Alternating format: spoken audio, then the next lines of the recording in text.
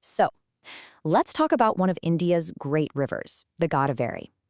We're going to dive into a story about a piece of engineering so massive, so monumental, that it didn't just change the landscape. It literally reshaped the destiny of millions of people. It's a story of a horrifying crisis, a single stroke of genius, and how one single structure, stood between an entire population in complete ruin.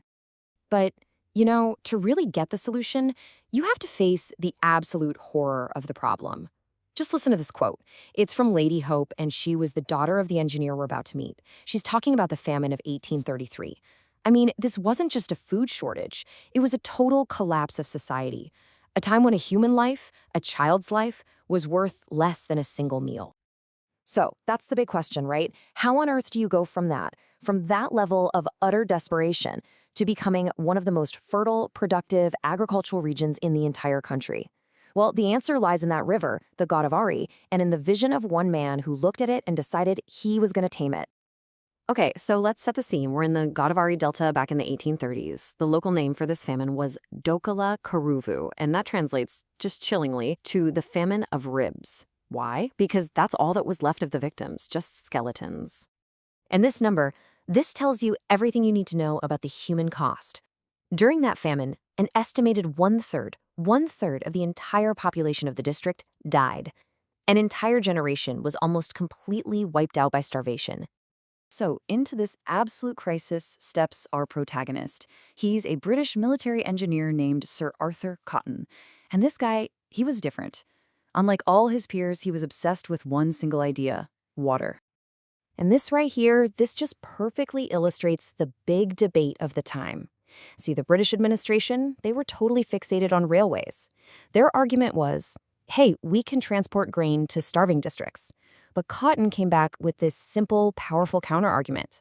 Railways can't create grain. Irrigation can, right? You don't need to move food if you can just grow it right where people live. It's so simple when you think about it. And this is how he finally got them to listen. He put the problem into terms they just could not ignore. By comparing the massive, wild Godavari to their own familiar little Thames back in London, he showed them the staggering amount of life-giving water that was just being wasted, flowing uselessly out to sea while people were literally starving to death. And it worked. The project got approved, but the challenge was just immense. I mean, think about it. Build a dam, what they called an anicut, across a river that was nearly 4 kilometers wide. And the craziest part? It wasn't on solid rock. The foundation was a bed of pure sand. Now, what's so cool is that Cotton didn't invent this technique from scratch. He was smart. He adapted it. He actually studied an ancient dam built by the Chola dynasty centuries earlier and had this light bulb moment.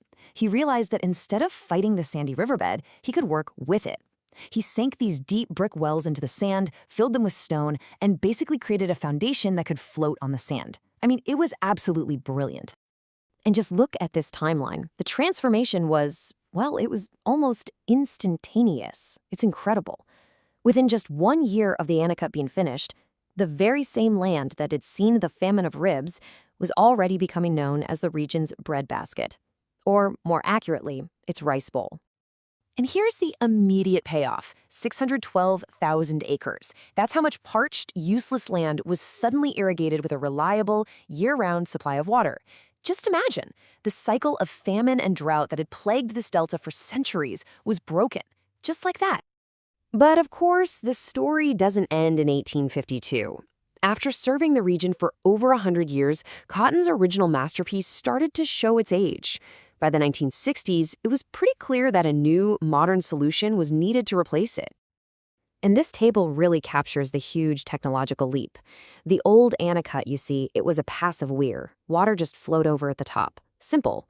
But the new barrage, finished in 1982, is a totally different beast. It's an active system with 175 massive steel gates that you can raise and lower to precisely control the river's flow. It's a whole new level of engineering. And boy, was that control tested. In 1986, the Godavari just unleashed this historic flood. We're talking 3.6 million cubic feet of water per second. It's a terrifying amount of water. And the new barrage? It handled it perfectly. It proved its strength and saved the entire delta from what would have been a modern-day catastrophe. So, that brings us to the legacy. And honestly, this might be the most incredible part of the whole story. Because in the Godavari Delta today, Sir Arthur Cotton isn't just remembered as some engineer. He's remembered as something more, something much more. Yeah, the locals, they don't call him Sir Arthur. They call him Cotton Dora. It means Lord Cotton. Now think about that. In a country where, for very good reasons, colonial figures are often viewed with historical grievance, this one man is revered. He's almost deified. And I'm not exaggerating. This isn't just a figure of speech. People literally keep his portrait in their prayer rooms, right next to images of Hindu gods. They celebrate his birthday every single year. There's a museum dedicated to his work. For all intents and purposes, he is the patron saint of the Godavari Delta. But the story, this cycle, it continues. Even modern marvels get old, right? And today, the new barrage is facing its own crisis. After more than 40 years, 116 of its giant steel gates are rusted out and failing. So now, there's another massive project underway to replace them. It just goes to show you, the work of taming a river like this, it's never really finished. Which leaves us with this final question. What does it actually take for an engineer to become a god? And I think the answer is right here, in the Godavari Delta.